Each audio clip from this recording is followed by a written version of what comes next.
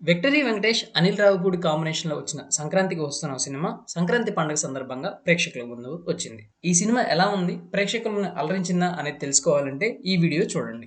ఒక సాధారణ కుటుంబానికి చెందిన వెంకటేష్ తన భార్య ఐశ్వర్య రాజేష్ మరియు ప్రియురాలు మీనాక్షి చౌదరితో కలిసి ఓ అడ్వెంచర్ జర్నీకి వెళ్తారు.